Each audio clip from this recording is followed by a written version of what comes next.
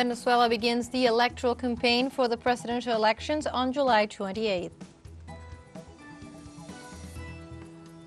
In Kazakhstan, the summit of the Shanghai Cooperation Organization countries has already started in Astana. And the UN warns that Sudan is at risk of experiencing a difficult period of famine as the armed conflict in the country expands.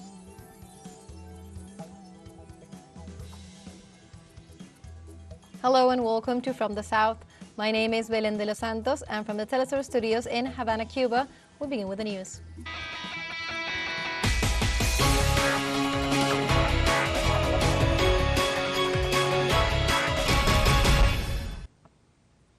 On Thursday in Venezuela, the electoral campaign for the presidential elections on July 28th begins. In this sense, campaign by candidates ahead of Election Day will be extended until July 25th, according to the schedule established by the National Electoral Council. During this phase, the 10 candidates for the presidency of the country will have to comply with the general regulations of the organic law of the electoral process. Meanwhile, the United Socialist Party of Venezuela announced they will kick off their electoral campaign with 2 massive marches in the city of Caracas in support of the candidate and current president Nicolás Maduro.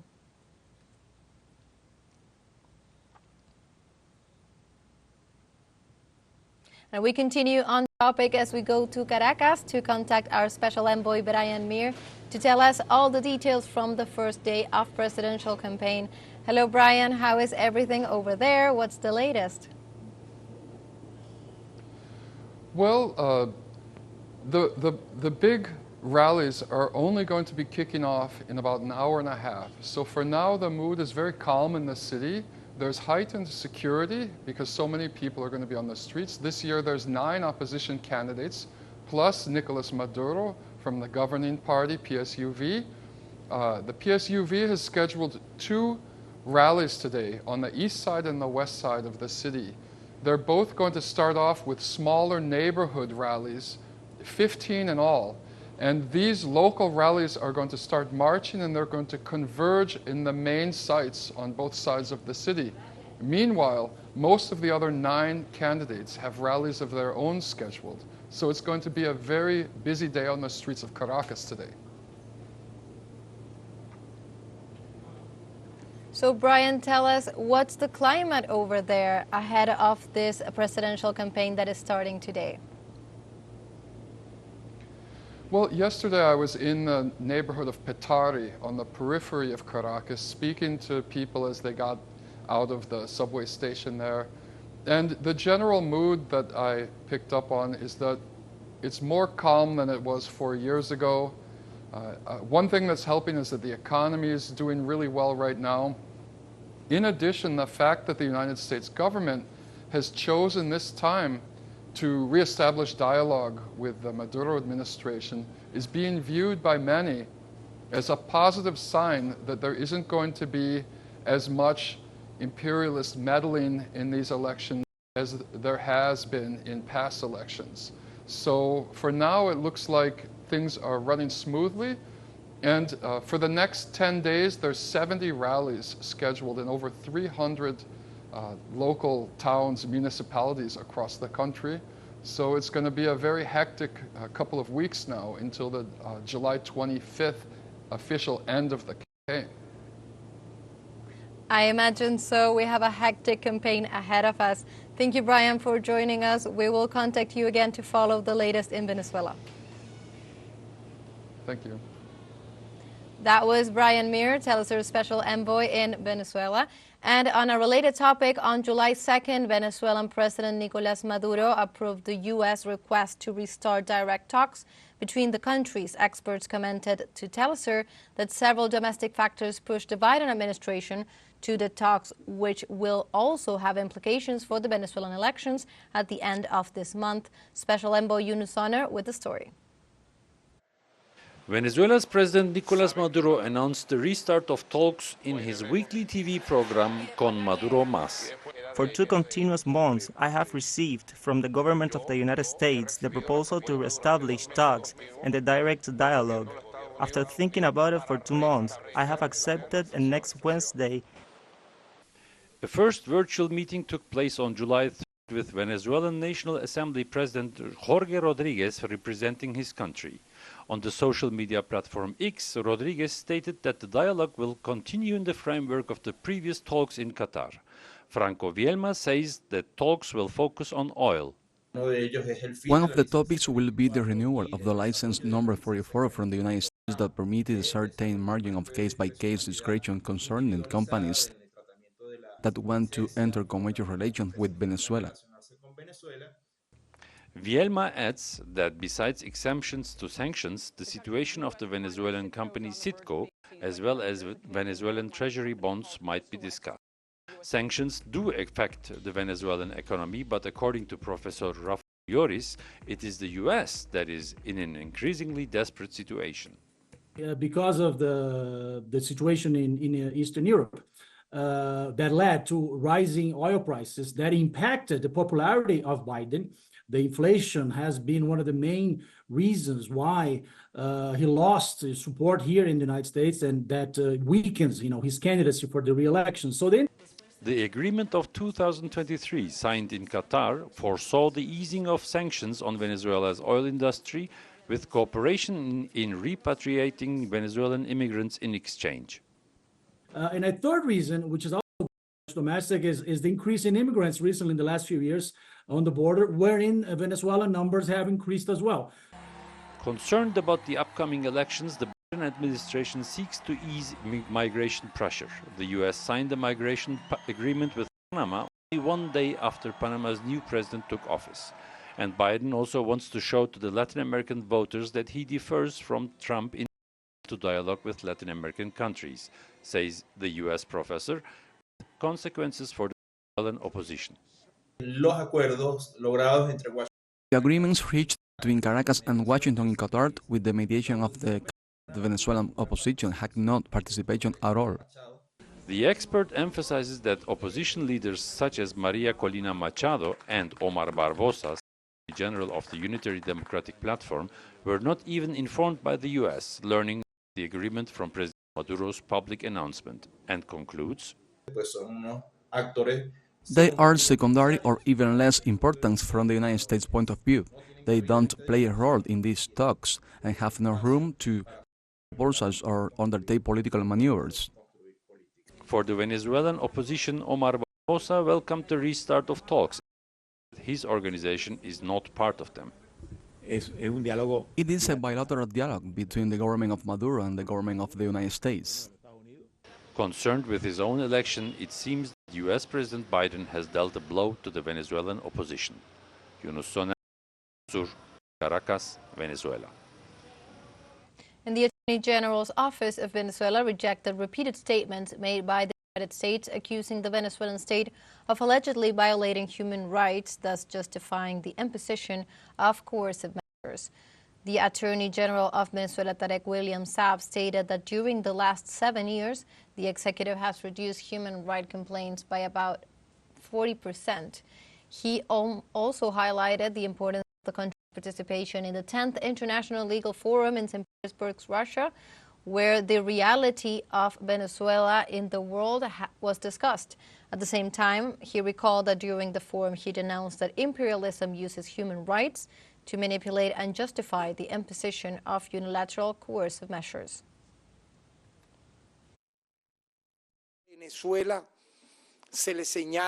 Venezuela is accused of being a country that allegedly violates human rights, when we are the country in the entire Western Hemisphere that has impressively demonstrated how complaints of human rights violations have been reduced by almost 40% in the last 7 years.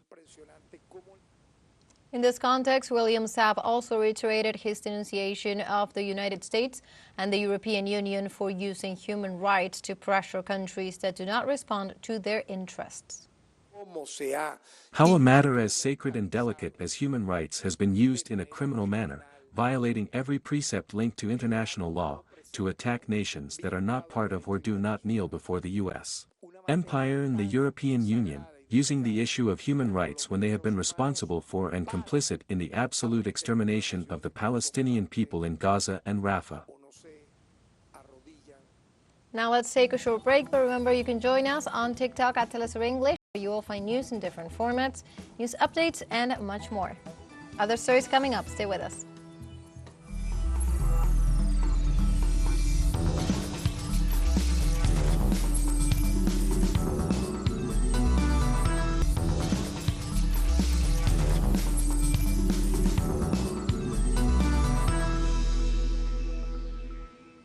Welcome back to From the South. In Colombia, participants in the 5th meeting of the Regional Conference on Population and Development in Latin America and the Caribbean urged nations to redouble their efforts to fight poverty in Latin America. During the grand opening of the conference in the region of Cartagena de Indias, the various international delegates considered that public policies must focus on inclusive development, which is a fundamental and urgent task. The participating nations also reaffirmed their commitment to work for sustainable development and generate opportunities for historically vulnerable populations. During his participation, the sectoral vice president for planning of Venezuela, Ricardo Menéndez, expressed his solidarity with the government of Bolivia in view of the recent failed coup d'etat against the president, Luis Arce.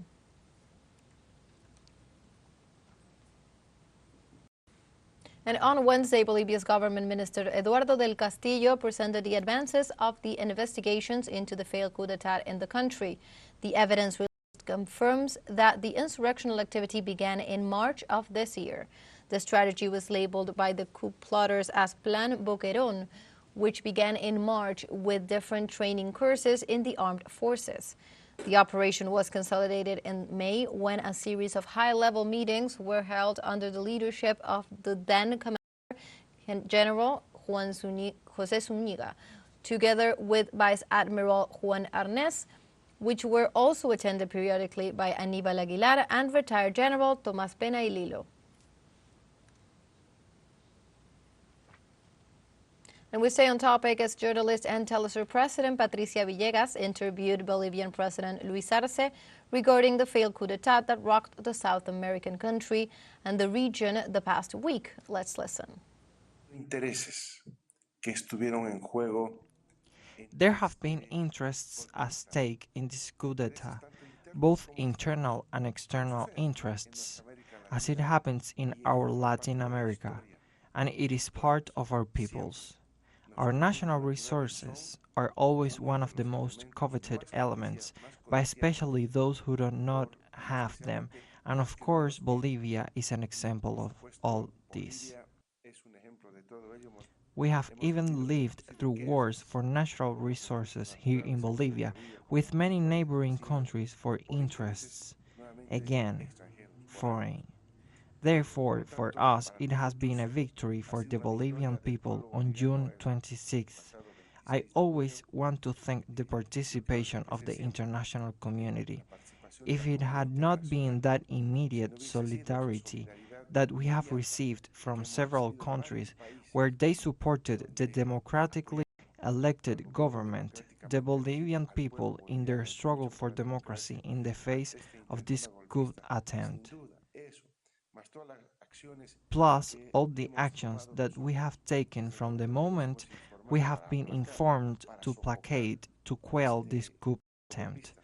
Also, the Bolivian people mobilized. Without that trilogy, I see it very difficult that we would have triumphed as we did on June 26th, together with the people, together with that international community.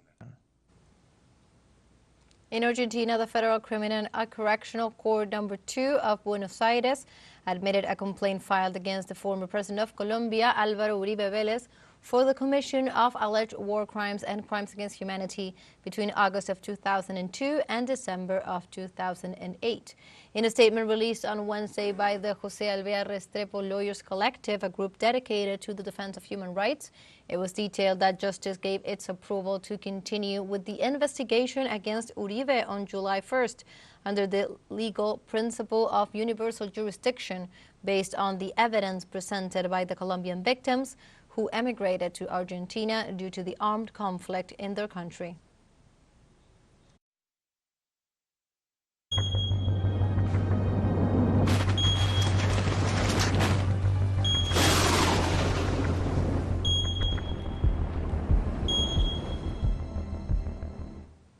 We now move on to other topics. Destructive Hurricane Barel advances towards the coast of the Cayman Islands in the Antilles, where authorities are speeding up preparations ahead of the meteorological event. Prime Minister Juliana O'Connor Connolly informed the public that vigilance and preparation are key to avoid severe damage. As confirmed by the National Hurricane Center, the powerful cyclone is advancing with a maximum sustained winds of 215 kilometers per hour. It is estimated that at midday or early in the afternoon, it will land in the south of the territory.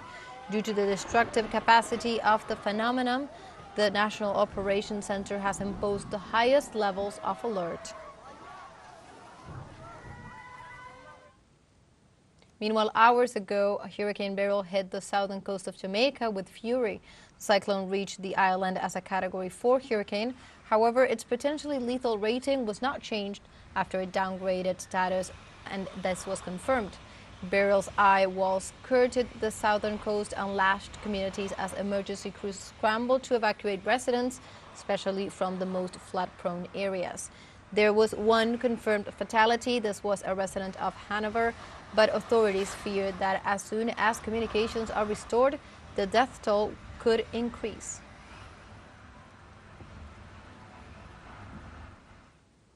And in other news, in northeast India and Bangladesh, 6 people died as a result of the floods caused by successive torrential rains that have occurred since May, and about 1 million people were affected. Authorities in the northeastern state in India of Assam reported that 4 people died on Tuesday, bringing to 38 the number of people killed by successive rains there, while in Bangladesh, landslides caused by the rains killed 2 other people, including a Rohingya refugee, early Wednesday, according to Police Commander Jahirul Hoke Boyan. The official also stated that authorities in relief camps in Bangladesh, home to about 1 million refugees from Myanmar, have relocated some inhabitants to a safe location. We have a final show break coming up, but before, we invite you to join our WhatsApp community for our English-speaking audience.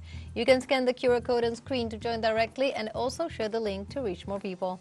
Constant news coverage of Latin America and the Caribbean, as well as the rest of the world. Stay connected and informed with teleSUR. Final show break. Don't go away.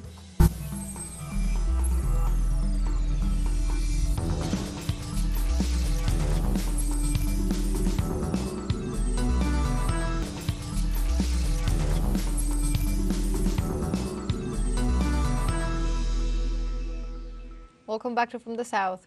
In Kazakhstan, the summit of the Shanghai Cooperation Organization countries has started in Astana.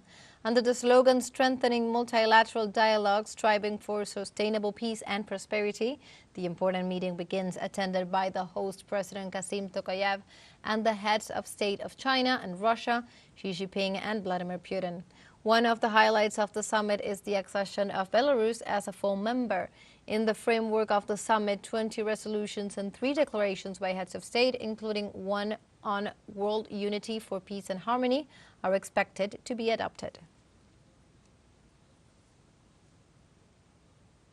And with regard to the official accession of Belarus to the Shanghai Cooperation Organization, the president of Kazakhstan, Kassym-Jomart Tokayev, congratulated the government of Alexander Lukashenko for completing in a short period of time all the procedures required for the country's entry into the organization.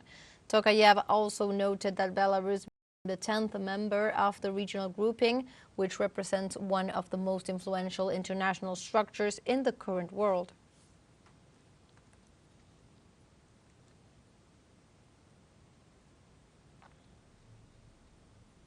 In other news, the expansion of the Sudanese armed conflict set off the UN alarm bells, which warned that Sudan is at risk of experiencing a difficult famine period. According to the Office for the Coordination of Humanitarian Affairs, clashes broke out in Center State, where a large number of displaced people have been staying for over a year. The Secretary General spokesperson, Stefan Dujarric, warned that a famine is looming and that it is imperative to keep up the delivery of life-saving aid across conflict lines and borders. Meanwhile, UNESCO confirmed the death of at least 8 minors nearby a mosque hit by a drone strike in the capital of northern Darfur state.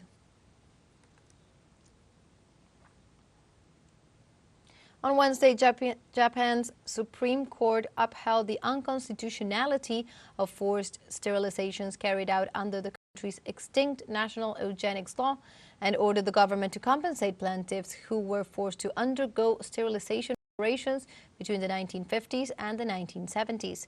It is the Supreme Court's first ruling on the issue and comes after years of struggle by those affected who had been left without state compensation and sought compensation without forfeiture, and in other cases by those seeking fairer amounts. The court ruled that these medical procedures were carried out under a eugenics protection law that the 15 judges find now unconstitutional.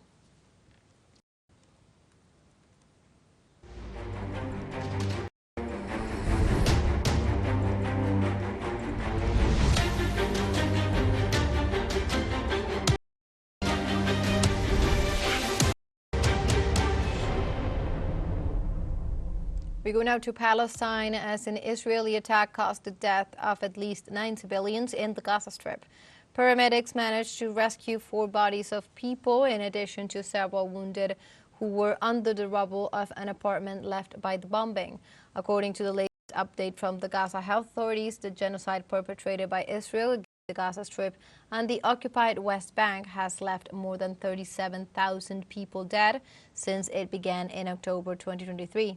Of this figure, the majority are children and women, while the number of wounded exceeds the 87,000 people by a few hundred. These figures do not represent the actual number of dead and wounded, as Palestinian authorities report at least 10,000 people under the rubble, a number that is not entirely accurate either and might be much larger.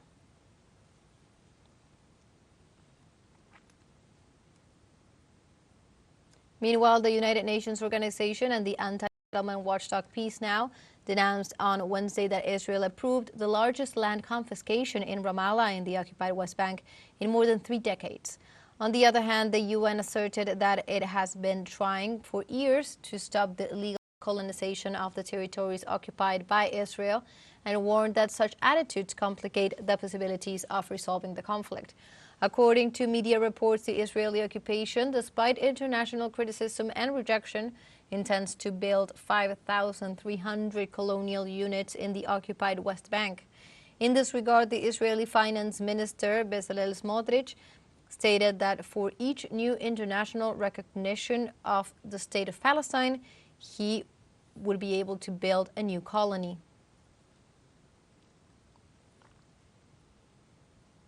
And like this, we have come to the end of this news brief. You can find these and many other stories on our website at telesurenglish.net. And also join us on social media. We are on Facebook, X, Instagram, Telegram, and also TikTok. For TeleSUR English, my name is Belén de los Santos. Thank you for watching.